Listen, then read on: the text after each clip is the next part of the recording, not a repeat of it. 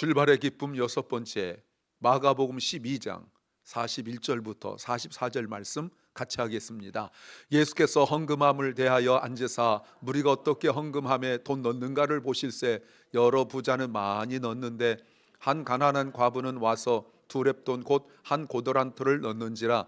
예수께서 제자들을 불러다가 이르시되 내가 진실로 너희에게 이르노니 이 가난한 과부는 헌금함에 넣는 모든 사람보다 많이 넣었도다.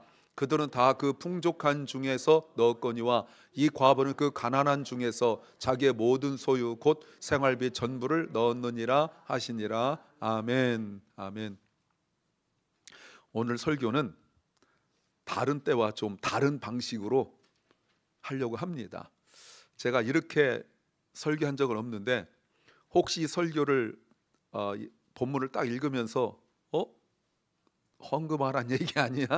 라든가 이거 돈 얘기 나오는데 하고 혹시라도 오해하실까 봐 그게 아니다 라고 제가 말씀을 드리는데, 그래도 조금이라도 오해하실까 봐 결론을 먼저 말씀드립니다.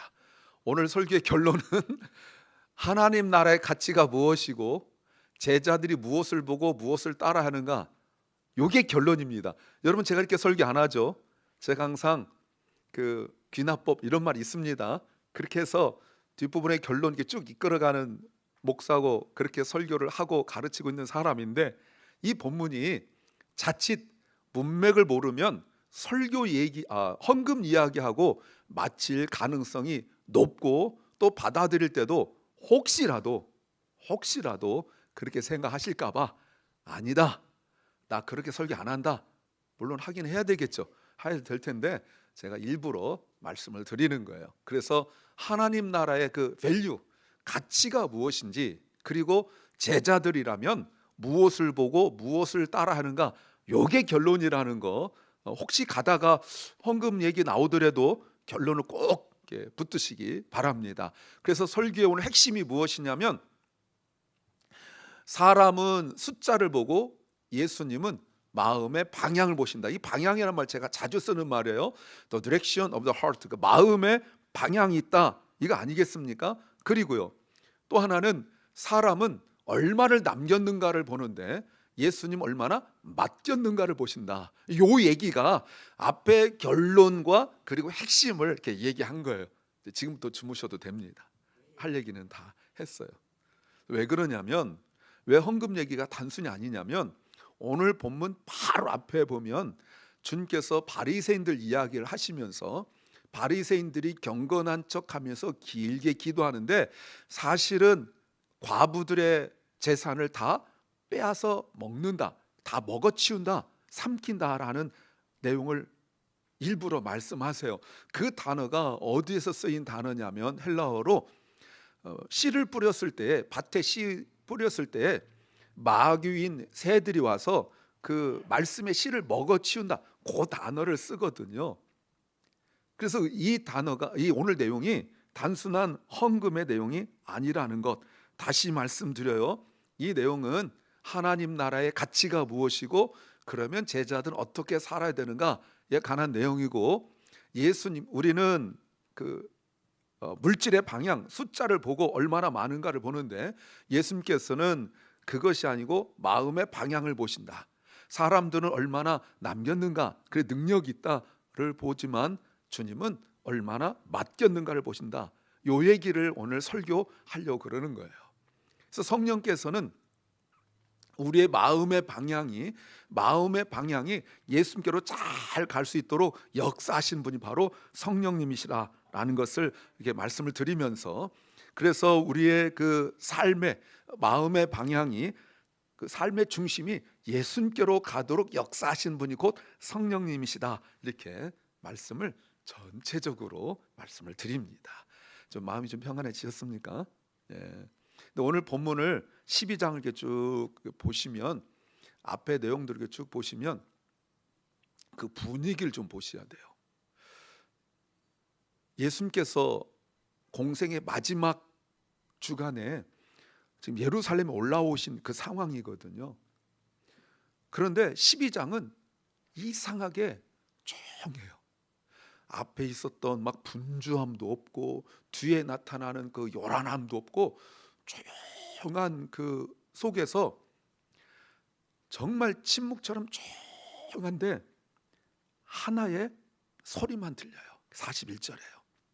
41절 예수께서 헌금함에 대하여 앉으사 무리가 어떻게 헌금함에 돈 넣는가를 보실세. 여러 부자는 많이 넣는데 이게 넣는다라는 말이 큰 헌금함에 우리는 대부분 그 동전 코인을 넣지 않고 이렇게 뭐 체크 수표를 넣는다든지 아니면 캐시를 종이돈을 넣을 텐데 그때는 그런 게 없을 때니까 그때는 동전밖에 없었거든요. 근데 넣으면 저보다 더 큰 통에 땡그랑 하고 소리가 나는, 지금 그 소리밖에 안 들려요. 예수님의 마지막 공생의 한 주간 오늘 특별히 본문은 조용한데 성경은 의도적으로 단 하나의 소리만 이야기해 주고 있어요. 그게 바로 헌금함에 돈 떨어진 소리예요. 그래서 여기서 뭐가 제일 중요하냐면 헌금함에 돈 떨어진 소리가 중요한 것이 아니라 거기에 주님께서 보실세, 보이시죠? 예수님께서 보시고 계신다. 이 내용이 제일 중요한 내용이에요. 이 본다는 것은 힐끗 본다는 의미가 아니라 아주 유심히 자세히 검사듯이 살피듯이 보신다라는 의미를 가지고 있어요. 그래서 단순히 돈을 넣는 그 돈 소리만이 아니라 손을 넣는 동작만이 아니라 예수님께서는 그 돈을 넣을 때 그가 얼마나 부자인지 얼마나 가난한지 마음의 동기가 무엇인지 왜 헌금을 넣는지 어떤 상태인지 이 모든 것들을 다 파악하고 계셔서 그래서 시비 걸고 그래서 트집 잡고 하려는 것이 아니라 왜 보시냐면 감시하는 것이 아니라 정말 중요한 말이 나와요. 우리를 이해하기 위하여, 우리의 마음을 해석하기 위하여 보신다. 제가 이 구절을 써놓고 사실 설교 전체에서 제가 스스로 혼자 감동받는 스타일인데 이 구절에서 제가 너무너무 이거는 김병학 개인의 지혜가 아니다, 그 성령께 주신 지혜다 써놓고 여러분 잘 모르시겠지만 제 원고에 하이라이트 마크 해놓고 밑줄 그어놓고 혼자 흥분한 게 바로 이거예요. 예수님께서 우리를 보신 줄 아세요? 우리를 이해하려고 보시는 거예요. 세상은요 심지어 가족이라 하더라도 우리를 이해하려고 보지 않습니다. 바르게 잡아준다는 명목 하에 트집 잡고 때로는 물론 사랑이라고 하는 거죠. 부모와 자녀 관계를 말하는 건 아니에요. 모든 일들이 계속 그렇게 뭔가 교정하고 수정하고 세상은 더 그렇죠. 계속 그렇게 하기 위하여 본단 말이에요. 그런데 예수님 우리를 이해하시려고 봐요. 그리고 주님은 더 중요한 게 뭐냐면 우리의 마음을 해석하려고 보세요. 그러니까 사람들은 막 비난해도 예수님을 비난하지 않는 것은 우리를 이해하시고 우리를 해석하시기 때문에 그래요. 저 사람 왜 저래? 너 왜 그러니? 너는 왜 맨날 그 모양 그 꼴이니? 라고 가장 가까운 가족조차도 형제조차도 비난하고 이럴 때 예수님은 그게 아니다, 얘는 원래 그러려고 한 것이 아니다 라고 우리를 위하여 변호하시고 또 우리를 위하여 디펜스 해주시고 하려고 우리를 보시는 거예요. 이런 주님, 우리의 주님인 줄로 믿습니다. 여기서 정말 위로를 많이 받죠. 근데 주님께서 그냥 단순히 보시는 것이 아니라 예수께서 다 41절 보세요. 보시고 무리가 어떻게 헌금함에 돈 넣는 걸 보시고, 여러분 보세요. 여기서 사람들이 헌금함에 돈 넣는데 지금 딸랑딸랑 넣는데 부자는 많이 넣는다. 이 넣는다는 말이 계속 넣는다는 뜻이에요. 얼마를 가져왔는지 모르겠어요. 그런데 그땐 동전밖에 없으니까 넣었는데 이거를 한꺼번에 넣는 것이 아니라 계속 가져가지고 넣고 그러면 땡그랑 쳐다보고 땡그랑 쳐다보고 그럴 거 아니에요. 지금 그렇게 넣는다는 거예요. 넣으면 땡그랑 하고 사람들이 쳐다보죠. 그럼 또 넣고 땡그랑 쳐다보고 지금 그러고 있어요. 그래서 여러 부자는 많이 계속 넣는데 이렇게 말하고 있어요. 그러니까 사람들이 많이 넣는다는 말 속에 그때 상황을 보면 여기에 나타나지 않는 게 뭐냐면 이런 거예요. 무리가 어떻게 헌금을 넣는 거 보실세. 여러 부자는 많이 넣는데 그러면 사람들은 쳐다보더라. 이게 이제 생략되어 있는 내용이에요. 땡그랑 쳐다보고 땡그랑 쳐다보고 땡그랑 쳐다보고 이렇게. 예. 근데 42절 보세요. 한 가난한 과부는 와서 두 렙돈 한 고돈을 넣는지라. 이건 단 한 번이에요. 두 렙돈을 넣는데 한꺼번에 넣었어요. 딸랑딸랑 두 번 넣지 않고 한 번에 딱 넣는데 넣었어요. 쳐다볼까요? 안 쳐다보죠. 왜요? 동전이 두 렙돈 같은 경우는 아무래도 가볍고, 영어는 그냥 코인 이렇게만 써놨는데 가볍고 조그만 거니까 소리가 작아요. 잘 들리지도 않고 사람들이 쳐다볼 리 없죠. 그래서 하나님 과부는 와서 두 렙돈 곧 한 고더란트를 넣었는데 아무도 쳐다보지 않더라. 이렇게 이게 배경이 생략되어 있어요. 근데 누가 보고 계십니까? 예수님이. 두 렙돈이 투 스몰 커퍼 코인이라고 되어 있고, 일부러 마가는 친절하게 고더란트 펜이라고 설명해 놓았는데, 그때 2000년과 지금의 그 화폐의 가치가 다르기 때문에 정확히 얼마인지는 모르고요, 이게 얼마라고 알 필요도 없어요. 근데 여기서 슬그머니 나와 있는 한 단어가 우리가 주목해야 될 게 뭐냐면 한 가난한 과부예요. 이 한 가난하다는 말 가지고 해석이 많습니다. 일단 두 가지 해석이 가능한데, 바로 앞에 있는 그 바리새인들이 과부의 재산을 다 빼앗아 가더라. 왜냐하면 남편 죽고 난 이후에 과부가 되었는데 2000년 전에 여성들은 사회상 할 수가 없잖아요. 그러니까 글자 알고 세상 법 알고 그러니까 달라붙어 가지고 내가 도와줄게요 해서 맡긴다고요. 그 재산을 맡겨요. 그랬더니 쏙이고 다 가져간다, 이런 뜻을 가지고 있어서 혹시 그 과부가 이 과부가 아니냐라고 해석한 분들도 있고, 이때 가난하다 이 말이 물론 가난하다 이런 말도 있지만 또 다른 의미가 뭐냐면 원래는 부자였는데 지금 가난하다, 이런 뜻을 가지고 있어요. 전 두 번째가 맞다고 생각해요. 앞에도 좀 가능성도 있고요. 그러니까 원래 가난한 과부가 아니라 한 원래는 부자였는데 지금은 어찌어찌하여 바리새인들에게 뺏겼을 거다 생각을 하고요. 그래서 나중에 지금은 가난한 과부는 와서 두 렙돈 한 고더란트를 넣었다라고 말합니다. 이때 이 가난하다는 말 속에 담긴 의미가 외롭다는 의미도 가지고 있어요. 여러분, 한 가난하고 외로운 그 과부, 친척들도 형제들도 눈 마주치려고 하지 않을걸요. 왜? 괜히 눈 마주쳤다가 눈 마주친 김에 도와달라고 하면 곤란하잖아요. 그러니까 외면한다고요. 그런 과부예요. 난처해지니까 아니에요. 이런 과부를 도와주는 것이 하나님의 명령이었고 율법이었는데, 오히려 그들을 도와주라고 가르쳐야 될 바리새인들이, 또 실제로 도와줘야 될 바리새인들은 오히려 그 재산을 빼앗아 갔어요. 이런 분위기 속에서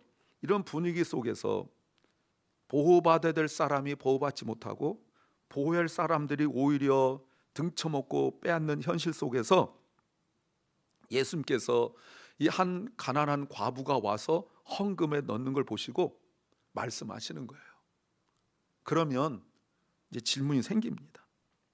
왜 이 가난한 한 여인은 그런 환경에서 그 작은 돈을 헌금으로 드렸을까? 다시 말씀드리지만 이거 헌금 얘기가 아니에요. 만약 헌금 얘기라면 다른 얘기가 나왔을 텐데 이 헌금 얘기가 아니에요. 이 가난하다, 외롭단 말 있는 건 아니에요. 결핍이다, 또는 불안정하다, 보호하지 못한다, 이런 의미를 가지고 있어요. 이 가난한 과부가 나이가 몇 살쯤 되는지 모르는데 2000년 전에 가난한 과부는 먹고 살 방법이 없습니다. 먹고 살 방법이 없어요. 직장 다닐 수도 없고 사회생활 할 수도 없어요. 기껏해야 추수 때 나가서 이삭 줍는 것, 그것도 한철이잖아요. 그래서 제일 많이 했던 게 뭔 줄 아세요? 매춘이에요. 여성의 몸으로 2000년 전에 할 수 있는 일이 하나도 없었어요. 예전에 제가 주일날 룻기를 하면서 막 목청껏 나오미가 막 이야기할 때 먹고 살 방법이 없다 막 이 얘기할 때 제가 그때도 매춘 얘기를 했었어요. 왜? 그게 현실이에요. 아니면 나는 그렇게 하지 않겠다 하고 신앙과 또 절개를 지키려고 하면 할 수 있는 게 고물 줍고 땅에 떨어진 동전 줍고 할 거밖에 없어요. 방법이 없습니다.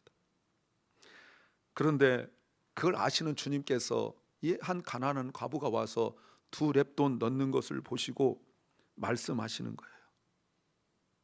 주님이 외면하시지도 않고 주님께서 그저 단순히 안타까워하시는 모습은 없습니다. 오히려 43절 제자들 부르세요. 예수님께서 제자들을 부르셨어요. 그리고 말씀하셨어요. 그리고 나온 단어가 진실로란 단어예요. truly. 이게 헬라어로 아멘이에요. 여러분, 아멘 이런 때 쓰는 겁니다. 아멘, I say to you. 예수님께서 아멘 먼저 하시고 하셨어요. 다 듣고 내가 들을 만한 아멘이 아니라 아멘, 그리고 I say to you. 내가 너에게 말한다. 내가 너에게 말하는데 이 가난한 과부는 헌금함에 넣는 모든 사람보다 많이 넣었다라고 말씀하시죠. 이거는 이 땅의 계산법이 아니에요. 제자들도 세상 기준에 묶여 있죠. 일부러 주님께서 말씀하신 여기에 주님은 아멘 하는데 제자들은 아멘이 나오지 않습니다. 왜? 이건 아니잖아요. 큰 게 좋은 거고 많은 게 좋은 거 아니겠습니까? 근데 예수님께서 계산이 틀리신 것이 아니라 기준을 바꾸신 거예요. 기준을 바꿨어요. 자, 예를 들어서 여러분이 헌금을 이렇게 내면 재정부에서 여러분의 이름 쓰고 X를 적습니다. 예, 다 적겠죠. 그런데 예수님은 기준을 바꾸세요. 하늘에 있는 장부에는 이 땅의 교회 재정부에서는 얼마를 이름과 얼마를 적겠지만 하늘에 있는 그 재정 기록에는 얼마만 적지 않아요. 그 사람의 삶의 형편, 믿음, 상황, 환경, 이 모든 것들을 다 정리해서 다시 그 영적으로 정리했죠. 그래서 44절 이렇게 하세요. 다 읽어보겠습니다. 시작. 그들은 다 그 풍족한 중에서 넣었거니와 그 과부는 그 가난한 중에서 자기의 모든 소유 곧 생활비 전부를 넣었느니라. 자, 사람들이 얼마를 냈는가 액수를 보는 거죠. 소리를 듣고 아는 거죠. 근데 주님께서 뭐라고 말씀하시냐면 이 과부는 그 가난한 중에서 자기 모든 소유라고 해도 되는데 정말 핵심이 뭐냐면 생활비라는 말이에요. 이 말이 야, 이 가난한 과부는 이 가난해도 헌금하는데 넌 헌금도 안 해? 이렇게 하면 안 되는 거예요. 그러면서 말 다 하죠. 이러면 안 돼요. 봐, 이렇게 가난한데 믿음을 드렸잖아. 너희는 왜 믿음을 안 드려? 지금 그 얘기하는 게 아니에요. 주님께서 말씀하신 것은 이 생활비라는 단어인데 얼마나 신뢰하느냐, 그 신뢰의 문제예요. 풍족한 중에라는 단어를 이렇게 보시면 풍족하다는 것은 이런 의미예요. 풍족한 중에서 이 말은 다른 거 다 쓰고 남은 그 말이에요. 헌금을 드리는데 다른 거 다 하고 남은 요게 풍족하다는 말이에요. 많다라는 의미가 아닙니다. 그런데 이 여인은 가난한 중에 자기의 모든 걸 드렸는데 이 생활비란 말이 무슨 말이냐면 생명이라는 뜻이에요. 우리가 그 생물 보면 바이올로지라고 그러잖아요. 예, 비오스라는 헬라어인데 그 단어예요. 자신의 생명을 드렸다 이런 뜻이에요. 그러니까 그 돈이 아니에요. 생명이에요. 이 말이 무슨 말이에요? 삶의 주도권을 하나님께 맡긴 신뢰, 이게 곧 제자도란. 지금 제자도 얘기하고 있는 거예요. 오늘 이 얘기하려고 그러는 거예요. 삶의 주도권을 맡기는 신뢰. 내가 가지고 있으면 이거 별거 아닌데 이거 가지고 내세우죠. 내가 2렙돈 가지고 있는 것이 세상에 갇히면 한 개 가진 사람 비교할 겁니다. 너 1개밖에 안 가졌어? 난 2개 있는데. 저 사람 5개 있어. 난 2개밖에 없는데 저 사람 5개 있어. 계속 이 몇 개냐 가지고 우쭐대기도 했다가 낙심해도 했다 그러는데 이 여인은 2개밖에 없는 그 화채 그 돈의 가치가 가장 명확하잖아요, 수적으로. 이 두 개밖에 없는 것을 주님 앞에 맡겼다는 거예요. 오너십을 맡겼다는 거예요. 그래서 주님께서 뭐라고 말씀하시냐면 많이 넣었다라고 말씀하시는 거예요. 그 많이 넣었다는 의미가 뭡니까? 많이 넣었다는 게 뭐예요? 무슨 뜻입니까? 하나님께 드렸다는 거예요. 그때 헌금을 드려봤자 이거 다 어디로 가는 줄 아십니까? 성전 건축한다고 거기로 가고 다 이렇거든요. 근데 이걸 하나님께 드렸다라고 말해요. 왜 이게 중요하냐면 정확한 근거는 아니지만 그 자료에 의하면 헌금을 긁어내기 위하여 그 앞에 보면 굉장히 많은 헌금함이 있었어요. 제가 이거 예전에 말했다 요 근래 얘기 안 했는데, 저는 교회에 헌금의 종류가 많은 것에 대하여 굉장히 거북하게 여기는 사람이에요. 우리 교회 헌금 여러분 보면 진짜 없습니다. 물론 기타 써놔가지고 오픈해 놓긴 했지만 그 뭐 5만 이런 거 없습니다. 근데 2000년 전에 너무너무 많은 헌금의 종류 5만 것이 다 있었는데, 아마도 이 여인은 어디에 넣었냐면 장학 헌금에 넣었을 거라는 거예요. 다음 세대를 위한 헌금. 이게 자료에 있습니다. 제 얘기는 아니고요. 그러니까 하나님께 드린 거예요. 이거 내봤자 대제사장들이 직업들 배 채우고 이거 내봤자 엉뚱한 데 쓸 거야, 난 못 드려 하는 것이 아니라 하나님께 드렸다는 거예요. 또 하나가 그 여인은 믿음으로 드린 거죠. 자기 소유를 한 것이 아니에요. 믿음으로 드렸단 말이 하나님께 집중했다는 의미죠. 또 하나는 여기서 모두는 100%가 아니에요, 여러분. 요걸 좀 주의해서 보세요. everything은 100% 수학적으로 100%가 아니에요. 그것은 나누어지지 않는 마음이에요. 이게 모든입니다. 나누어지지 않는 마음이 뭐죠? 이게 믿음이라고요. 불신 의심이란 말은 디바이디드잖아요. 나누어진 마음이잖아요. 믿음은요, 나누어지지 않는 거예요. 그러니까 모든이란 말은 믿음이다라고 말할 수가 있는 거죠. 그래서 주님 앞에 다 드릴 수가 있었어요. 주님께만 집중할 수 있었어요. 12장에 보시면 그 앞에 쭉 보시면 예수님을 시험하러 온 사람들이 많았어요. 이 시험이란 단어가 무서운 단어입니다. 예수님께서 40일 금식기도 하시고 난 이후에 마귀가 와서 예수님을 시험했죠. 그리고 물러갑니다. 쫓겨간 것이 아니라 물러가고 난 뒤에 자기를 드러내지 않고 끊임없이 사람들을 보내요. 바리새인도 보내고 사두개인도 보내고 헤롯 당원도 보내고 수많은 사람들을 보내가지고 예수님을 그 함정에 빠뜨리려고 계속하는 것이 마귀의 역사거든요. 자기 딴에는 궁금하여 와서 질문한다 하지만 그것이 마귀의 역사인 걸 모르고 있는 거예요. 다들 와서 예수님한테 시험하려고 하는, 예수님을 넘어뜨리려고 하는 그런 말들만 하고 있는 거예요. 그런데 한 이름 없는 가난한 과부가 와서 믿음을 증거하죠. 그래서 믿음은 때로는 말 잘하는 사람이 아니라 하나님 앞에 조용히 서 있는 사람에게서 드러나는 거예요. 얼핏 보면 말 잘하는 사람 믿음 좋은 것 같아요. 이런 얘기하고 저런 얘기하면 가만히 있으면 저 사람 부럽다 막 이런 얘기 하거든요. 근데 믿음은요, 때때로 제가 얼마나 지혜로운지 썸타임을 넣어놨잖아요. 때때로 항상 하면 시비 걸까봐 항상 피해 날 구멍을 만들어놔요. 믿음은 sometimes 말 잘하는 사람 믿음이 있습니다. 하나님 앞에 조용히 서 있는 사람에게서 드러나는 법이에요. 그래서 그 여인은 세 번째 희생으로 드렸어요. 44절 다시 보십시오. 그들은 다 그 풍족한 중에 넉넉한 중에 나머지를 하나님 앞에 드렸지만 이 가난한 과부는 자기의 모든 소유 생명을 드렸다. 단순한 도네이션 기부를 하라는 것 말하는 것이 아니에요. 하나님께 드립니다.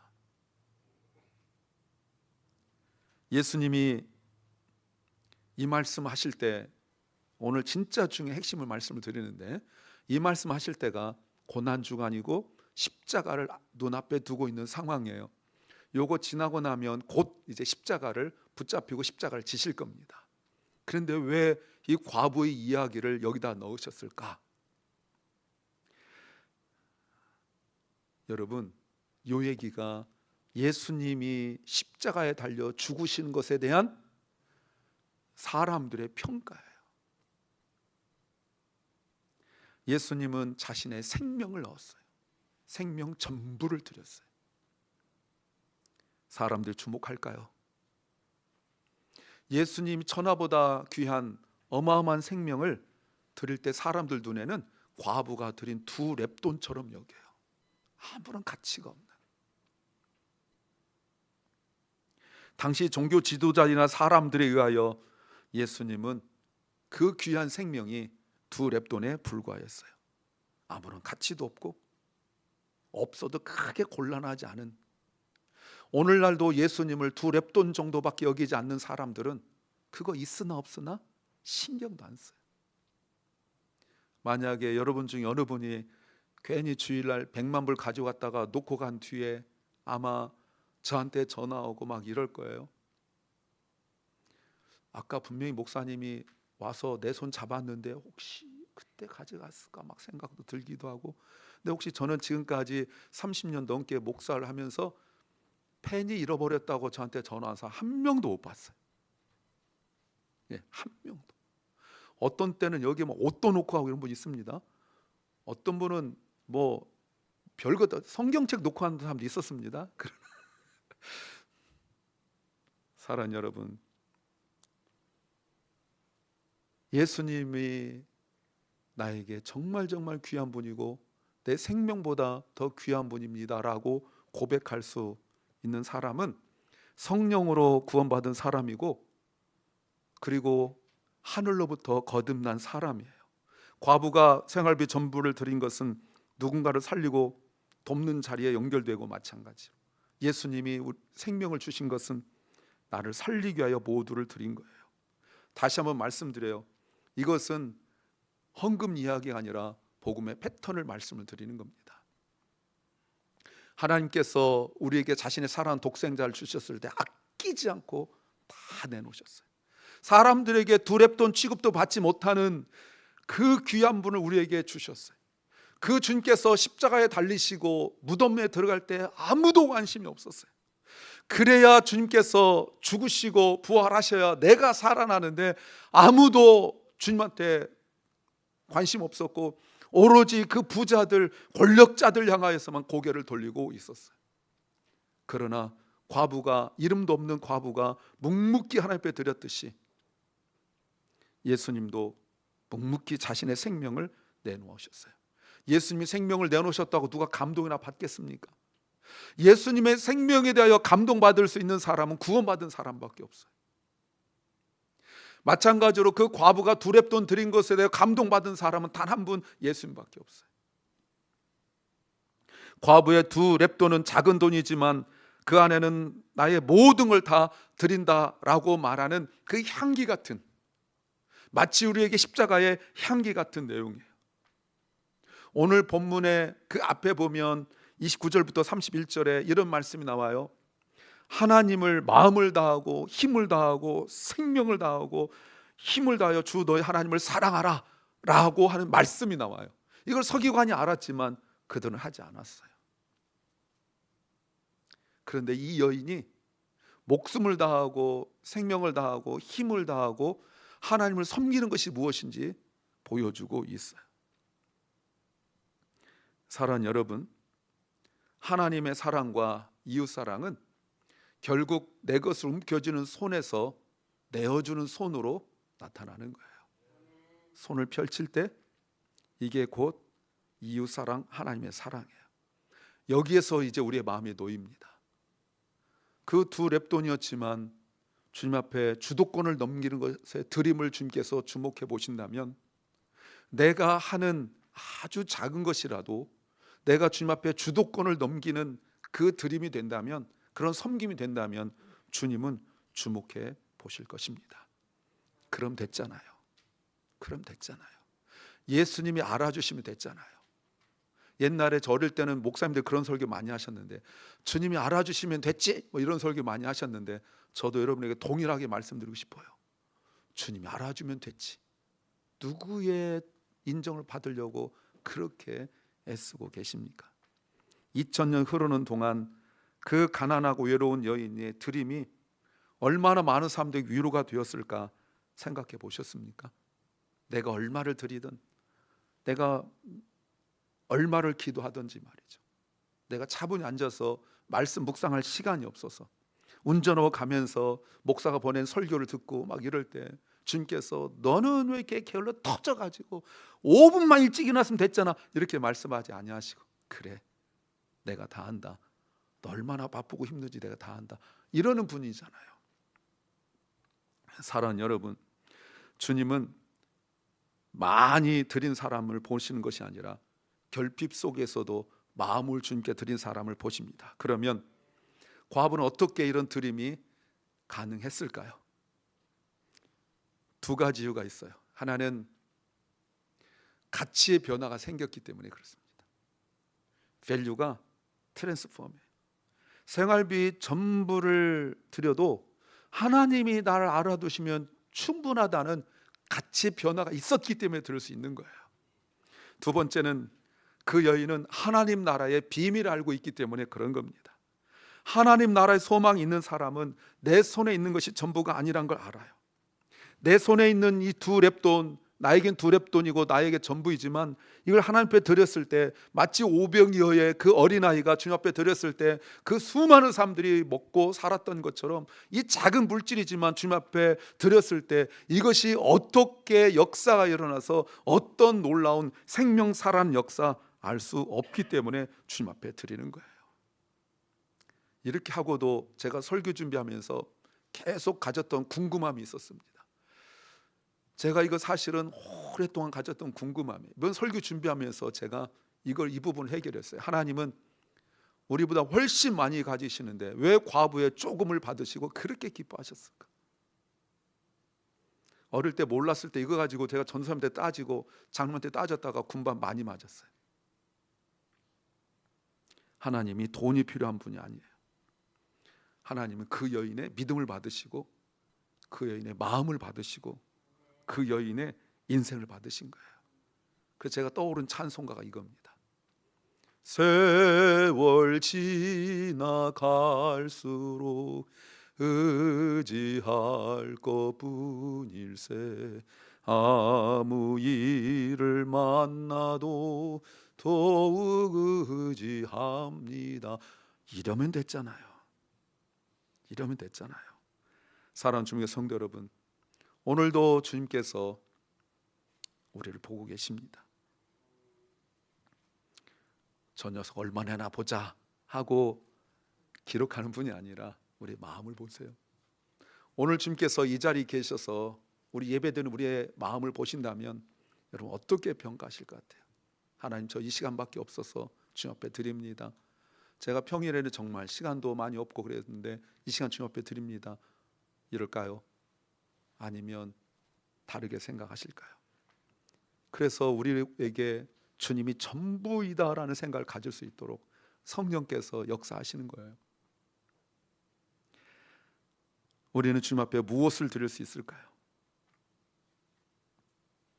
사랑하는 여러분, 내가 주님 앞에 드리는 것이 두 렙돈처럼 내 스스로도 생각되어지고 다른 사람도 생각할 수 있어요. 그러나 주님이 보시면 돼요. 앞에 서서 목사처럼 설교하고 막 나서서 하지 못하더라도 조용히 앉아서 그 자리에 여러분 회중석에 앉아서 기도 한마디 하는 거지만 그것이 하나님께 과부의 두 렙돈처럼 더 크게 보일 수도 있습니다. 오늘 우리의 작은 헌신을 주님 앞에 드리십시오. 그러면 누군가를 살리는 큰 영향력으로, 생명 살리는 영향력으로 내가 누군가의 얼굴을 떠올리고 올려드린 기도 한마디가, 내가 조용히 묵상하면서 붙들었던 말씀 하나가 나 살아나고 또 다른 생명 살아나는 역사가 일어날 줄로 믿습니다.